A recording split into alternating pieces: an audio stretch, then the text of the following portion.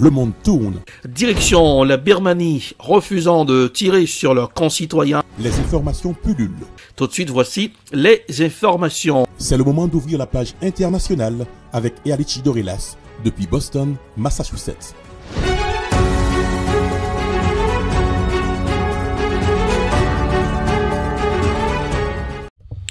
Mesdames, Messieurs, bonsoir, ravi de vous retrouver aujourd'hui, dernier numéro de la page internationale pour cette semaine, depuis la newsroom dans la capitale des grandes universités du monde, Boston, Massachusetts, Ealichi Dorelas pour présenter la page internationale, à Jacques Maël pour le grand journal, Journal François, Adassa Etienne, Roubans sur les manœuvres techniques.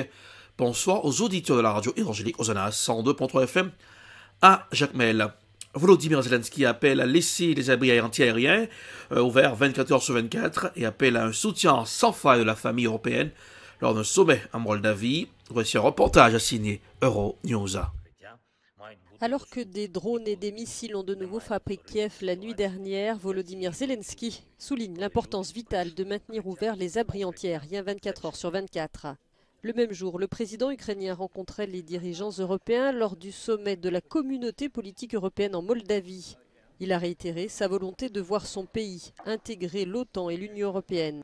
Chaque doute que nous manifestons est une tranchée que la Russie essaiera d'occuper, a-t-il martelé.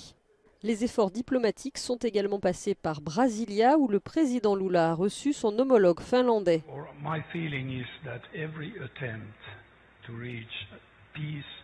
Is valuable, but I think that at the moment it is not in sight.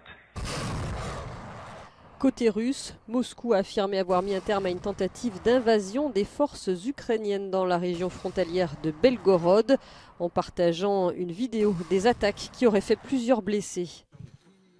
Selon les autorités, plus de 3000 habitants de l'est du pays ont déjà été temporairement relogés pour des raisons de sécurité.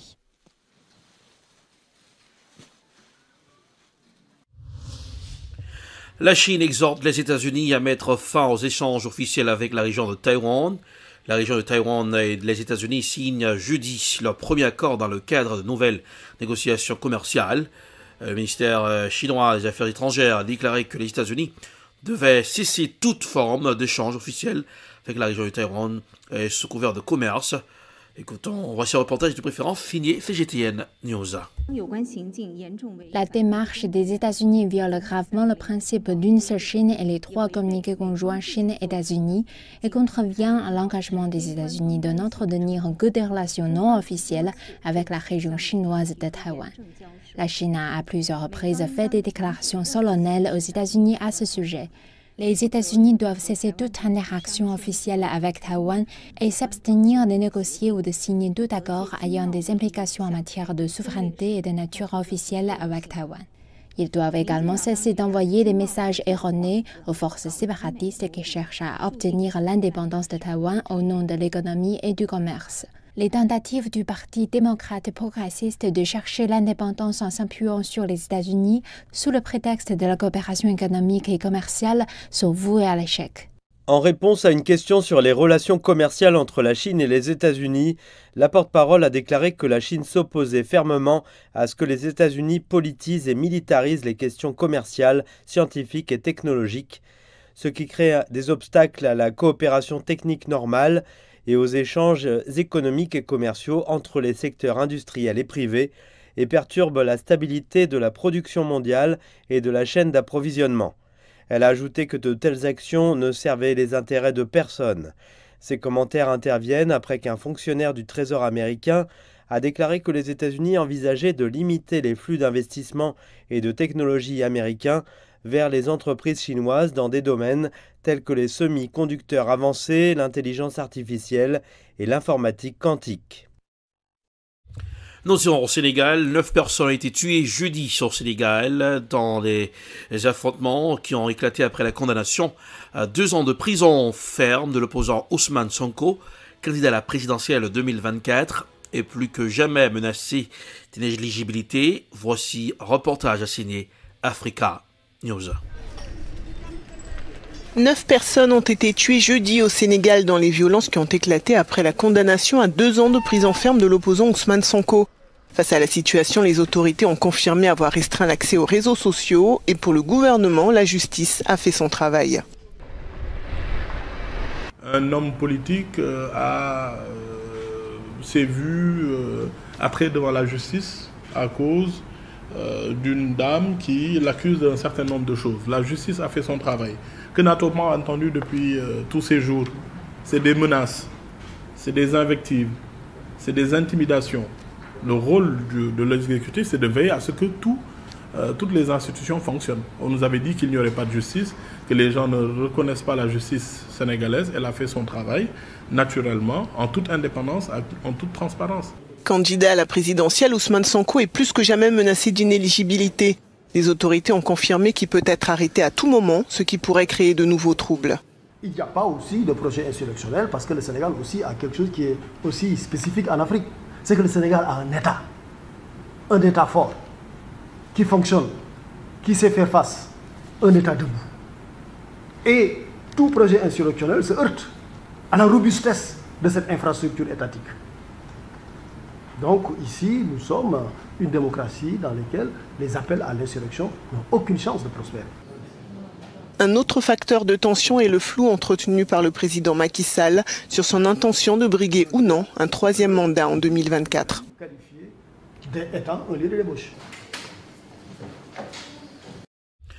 Nous irons en Israël. L'ambassadeur israélien auprès des Nations Unies, Gilad Erdan, dépose une plainte au Conseil de sécurité de l'ONU contre le Liban suite à la mise en scène par le Hezbollah d'un scénario d'évasion de l'État hébreu et d'enlèvement de soldats israéliens. Voici un reportage à signer I24 News. Israël a déposé une plainte officielle contre le Liban auprès du secrétaire général de l'ONU et du Conseil de sécurité. La plainte a été déposée ce vendredi. Elle fait suite à l'exercice militaire mené par le Hezbollah le 21 mai dernier, dans lequel le groupe terroriste a présenté un scénario d'invasion d'Israël. Cela constitue selon Jérusalem une violation flagrante des résolutions 1701 et 1559 du Conseil de sécurité de l'ONU. L'exercice qui mettait en scène 700 de ses combattants s'était déroulé devant les caméras des journalistes. Le parti pro-iranien y a fait l'étalage de ses armes, de ses missiles et de ses drones. Parmi les exercices mis en scène, l'attaque contre une localité israélienne, des explosions de véhicules, des tirs à balles réelles sur des cibles marquées de l'étoile de David et même l'enlèvement de soldats.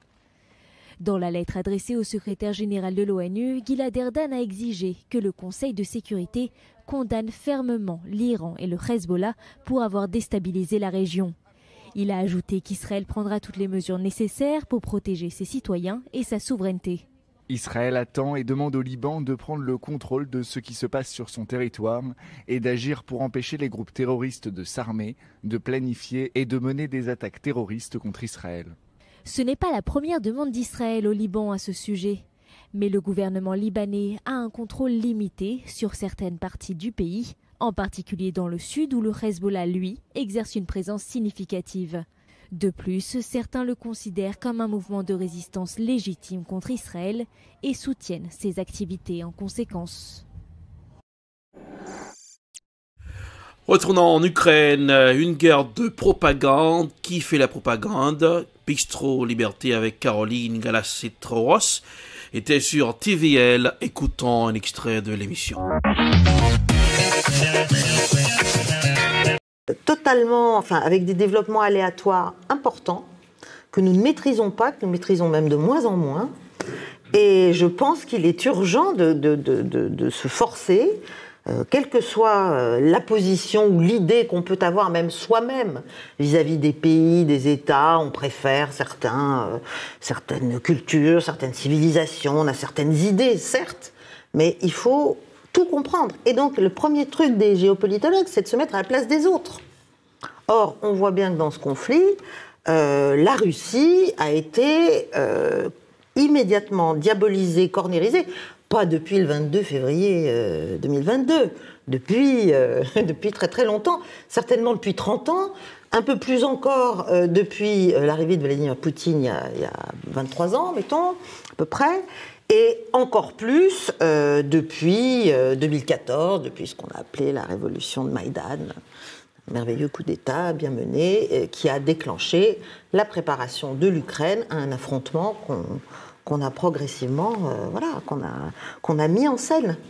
Alors en tout cas, les deux débats qu'on va aborder avec vous s'annoncent passionnants, mais juste avant cela, est-ce que vous pourriez nous rappeler ici à notre audience votre CV qui vous place parmi les plus éminents spécialistes des relations internationales en France? Alors, on l'a un petit peu dit en introduction, oui, mais c'est quand même assez époustouflant. Non, je suis au départ, je suis une historienne, une littéraire, mais j'ai raté Normal Sup.